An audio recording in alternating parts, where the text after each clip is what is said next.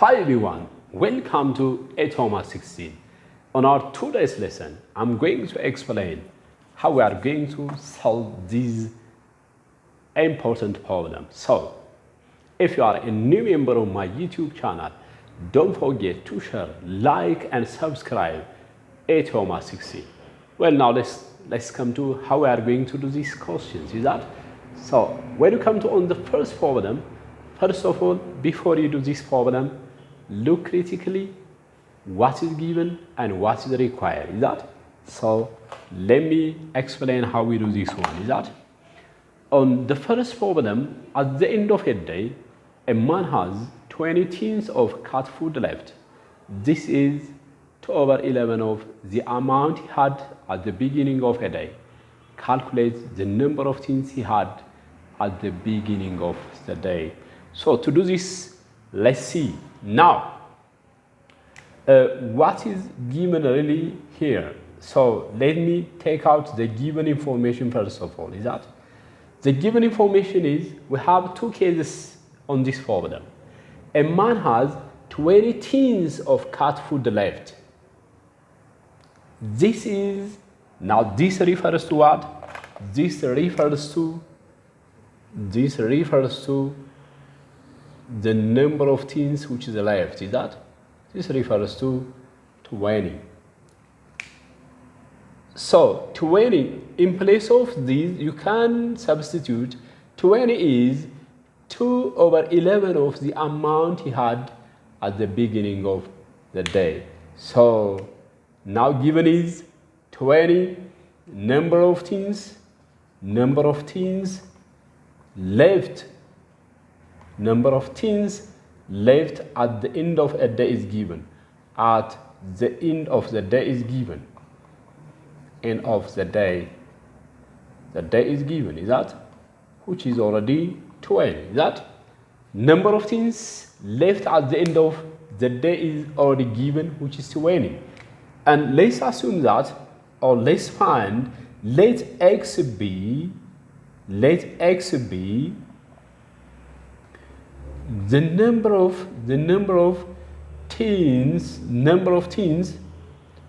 of tins at the beginning of the day. At the beginning of the day. That beginning of the day. So we have these two important points. So assume that x be the number of tins at the beginning of the day. That means x is the amount of, or the number of tins before the cat will have been eaten. Is that? So what is the relation of this problem? On this problem, as you look, now this means that 20 is equal to 2/11 of the amount or the number of tins at the beginning of the day. So x is the number of tins at the beginning of the day, mean 2/11 of x will be written this way. So now how we are going to determine the number of tins at the beginning of the day. Now we have the equation. Is that to solve this problem, you can multiply both sides with the reciprocal of x. That means you can multiply this one by 11/2. And you can multiply this again by 11/2.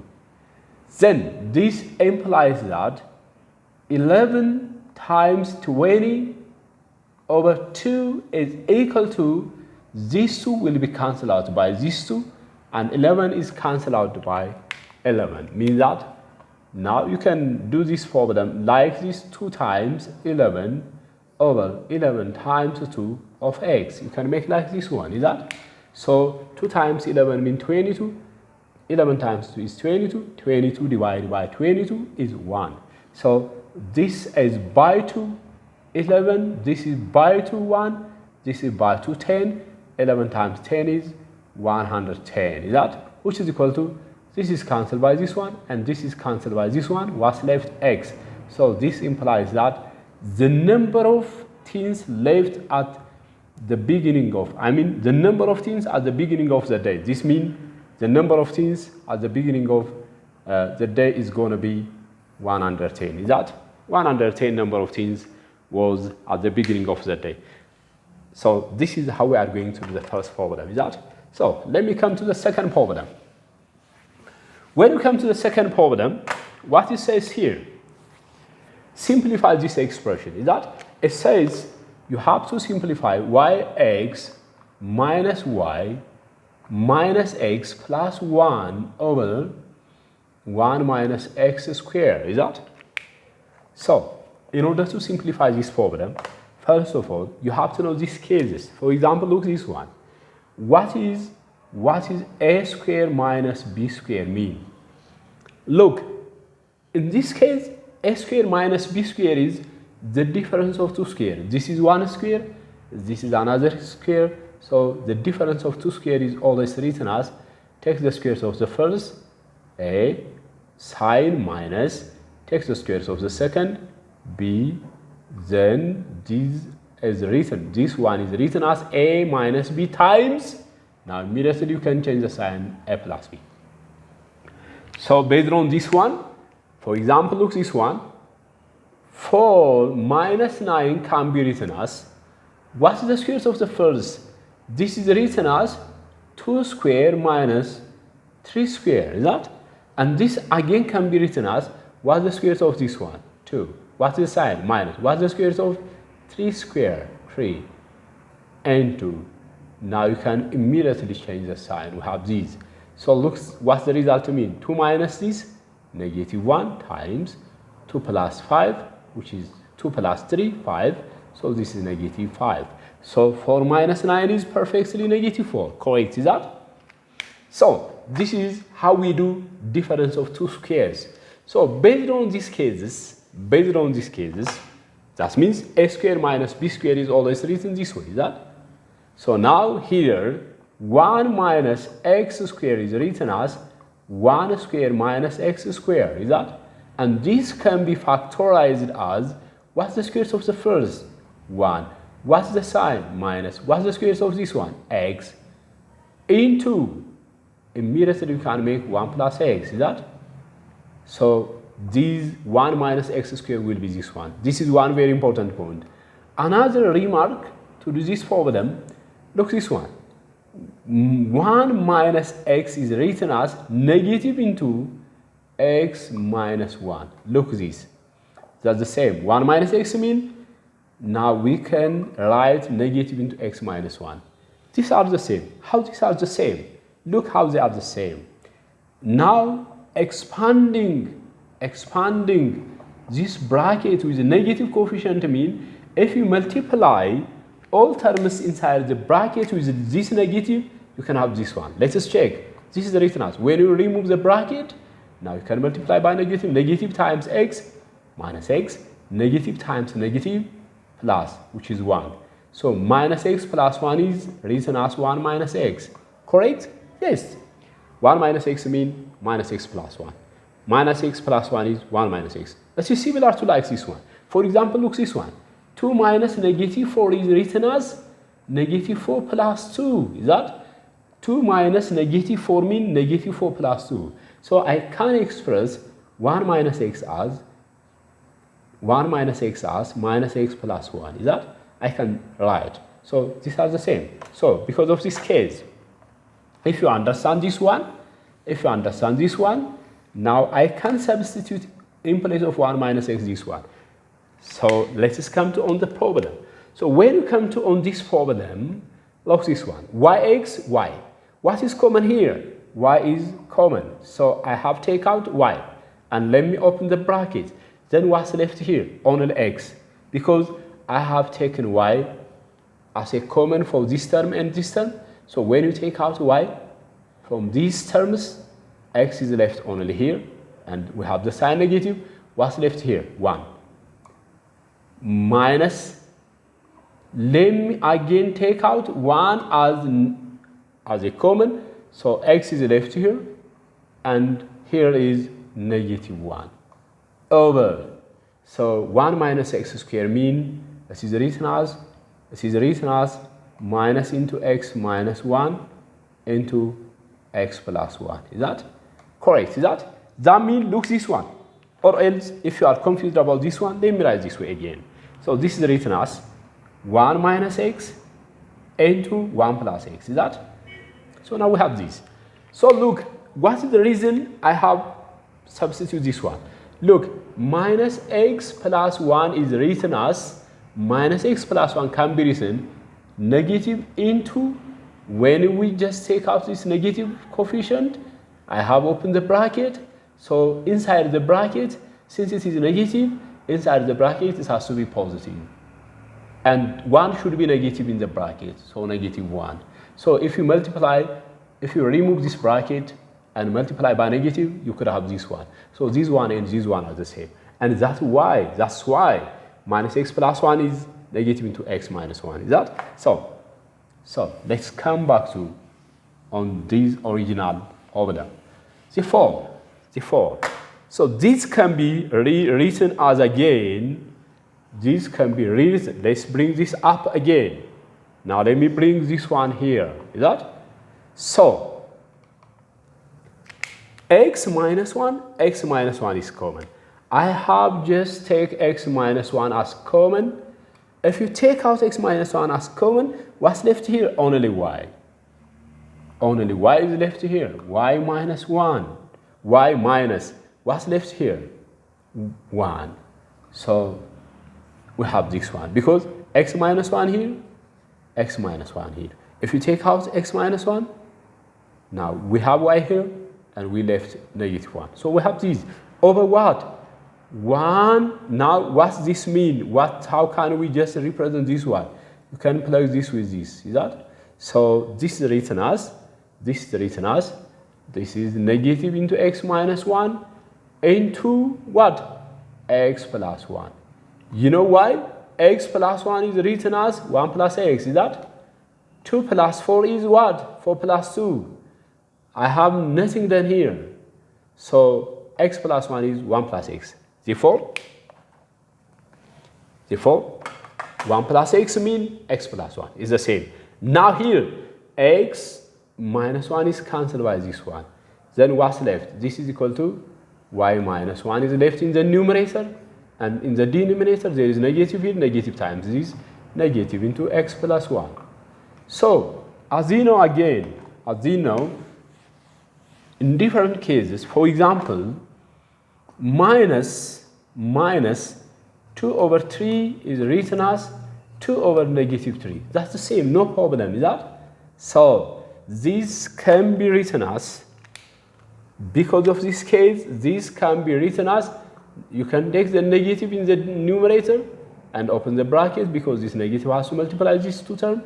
So y minus 1 over what? X plus 1.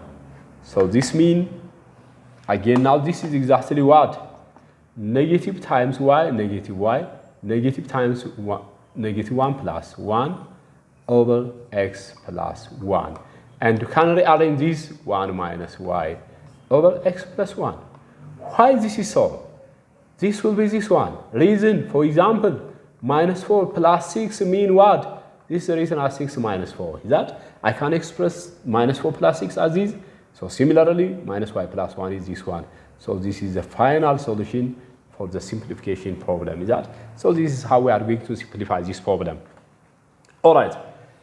Now this is how we are going to do these two important problems. Maybe let me add one more important point, especially how we are going to determine the number of significant and the number of decimal in general. For example, let me give you just very important remarks here. In the case of significant and decimal points. For example, how many, could you tell me the number of significant figure here? You know that 200 has what? 200 has one significant figure and no decimal point. Is that? No decimal point. You know that significant means the number of digits before and after the decimal point. So in this case, there is no decimal point. We need to count only figures here. 2 is 1 significant, and 0, 0 is not considered as significant because ending 0 in the set of whole number cannot be considered as significant. So because of this has 1 significant and no decimal point. And let's come to another important point. For example, 2.00406. Now this problem has, for example, in this case, this 0 can be considered as significant. So you can count all as significant. 1, 2, 3, 4, 5, 6. 6 significant figure, and has also what? 1, 2, 3, 4, 5. 5 what? Decimal point. You know, decimal point means all digits after the decimal point. There is a decimal point, you can count all digits after the decimal point. So in this case, we can count decimal point and significant with these cases. But let me show you one very important point. For example, look this. Just write this one. For example, 1.00, let me 000467. Write these correct to 4 significant figure and 4 decimal places. For example, if you are asked to write this one, you are asked to write this one correct to 4 significant figure and 4 decimal places.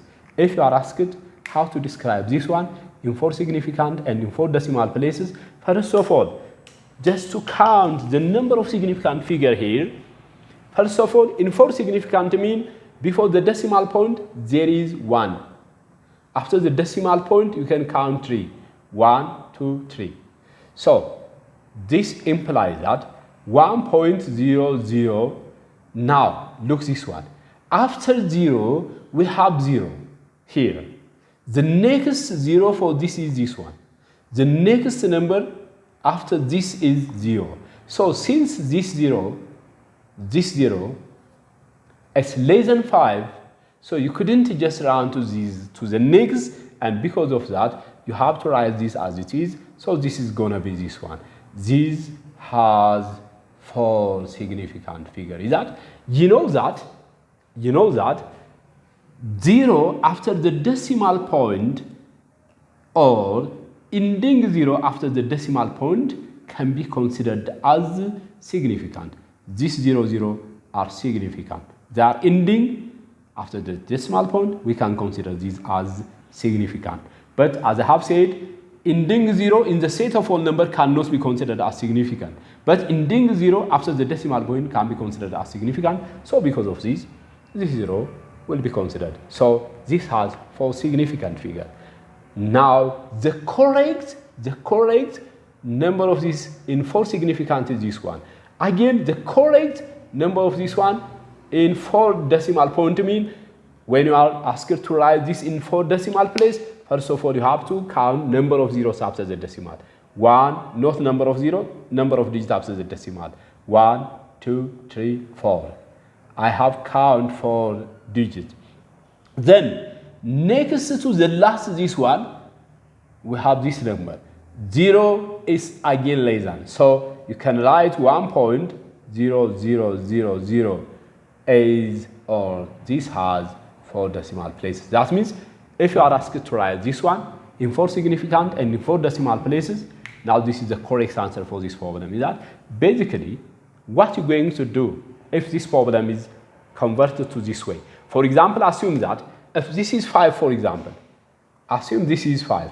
If this is 0, if you are asked to write this correct to 4 significant, now the solution will never be changed. It is as it is. Is that? It is as it is. But if you are asked to write this correct to 4 decimal places, no, I have count 1, 2, 3, 4 decimal point. Then next to this we have 5. 5 can round to the next, so the problem will be changed. If 0 is 5, our answer is gonna be 1.0001 has 4 significant. That you have to write this way. That if this is 5, after the 4 decimal digit, if the number is 5 and greater than 5, you should round to the next, and this 0 will be 1. Is that? this 0 will be 1. Maybe if this is 6, now this will be 7, is that? If this is 7, now this will be 9, is that? So you have to do that way. So this is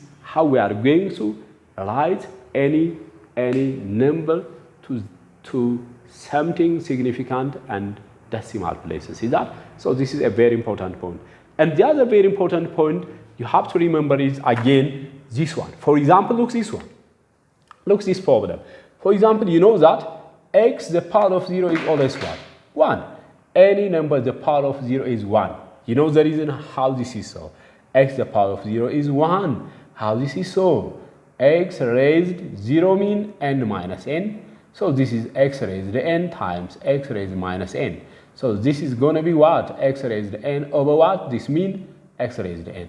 Any number divided by itself is always 1. So x to the power of 0 is always 1. So maybe regarding on this, you may have different problems. For example, assume that or given for example, 10x to the power of 0. This may be given. This is the given information. Given that this one, given this, then find, for example, find 10x raised 0 when, for example, x is equal to 100. If this is a problem, as you know, this can be done 10 times what's x mean?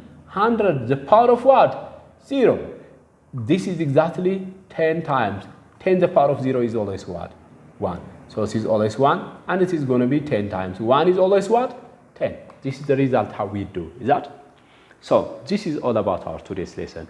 Maybe if you have any problem, any questions regarding to this one, we are welcome.